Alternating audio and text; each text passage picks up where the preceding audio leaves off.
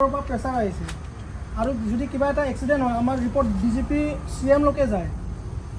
যদি মানুহ মৰি যায় আমাৰ অফিচাৰে গালি খাবলগীয়া হয়, ভালকৈ ডিউটি কৰা নাই।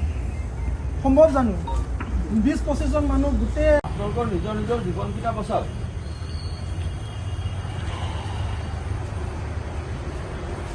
চাৰিচকীয়া গাড়ী এখনত যিমান নিৰাপত্তা আছে তাৰ 10 পুলিচ লগত আপোনালোকে তৰ্ক কৰি থাকে মাজে মাজে। এইবোৰত আমি মানে বাধ্যতা, ওপৰৰ পৰা প্ৰেছাৰ পাইছোঁ, ওপৰৰ পৰা ইনষ্ট্ৰাকশ্যন পাইছোঁ, সেইকাৰণে আমি কাম কৰিব লগা হয়। ঘপকৈ গৈ পেলাই মৰি থাকে, পৰিয়ালটোতো চিৰ জীৱনৰ কাৰণে ধ্বংস হ'ল।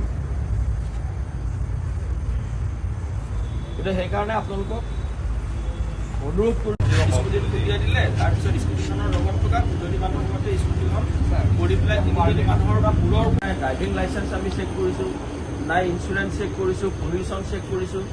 আমি আপোনালোকৰ একো কৰা নাই। সম্ভৱটো নহয়, লগতে আৰু কেছ থাকে কিবা কিবি।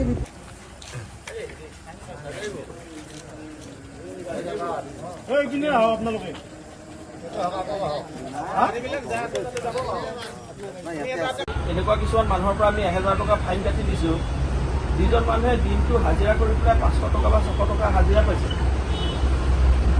কিন্তু হয়, মই ইয়াতে আহিছিলোঁ হেলমেট নোহোৱাৰ কাৰণে হেৰি কৰিছে। কি ক'লে আজি? বুজাইছে আৰু হেলমেটটো পিন্ধিব লাগে, ৰাইজে চবে এইটো জানিব লাগে, হেলমেট পৰিধান কৰিব লাগে চুকীয়া বাহন। ঠিকে আছে এৱাৰনেছ প্ৰগ্ৰাম, কিন্তু মই যেনিবা জনাইছিলোঁ হেলমেটটো আৰু ফটকৈ নিপিন্ধোঁ। মই সেইটোকে আহি পেলাই আৰু এই অফিচত সোমালোঁ মই। হয় ছাৰ, এইটো বাৰে বাৰে হৈ আছে, এইটো কিবা ঘটনাগিলা হেলমেট পিন্ধিব লাগে, নহ'লে আৰু বাই চান্স আৰু কিবা হৈগ'লে আৰু। ইয়াতে মানে মই হোটেলত কাম কৰোঁ, তাৰপিছত এনেই মানে জিমত যাওঁতো তাৰ কাৰণে মানে ডাইটিঙৰ কাৰণে কিবা নিবাই আছিলোঁ। তাৰপিছত মানে মইতো হেলমেট পিন্ধিছোঁ, মানে পিছৰ জনী হেলমেট পিন্ধা নাছিলে। মানে আমাৰ হেলমেট নাইহে এতিয়া, বাইকটো মানে নতুনহে বাইক না, এইটো বাছ 1 মাহে হৈ আছে বাইকখন লোৱা। তাৰপিছত এইটো মানে যোনটো বাইক কিনাতে পায় সেইটোৱেহে বাইক আছে, মানে 1 মাহে হৈছে। আজিৰ পৰাই 2জনে পিন্ধিব লাগে।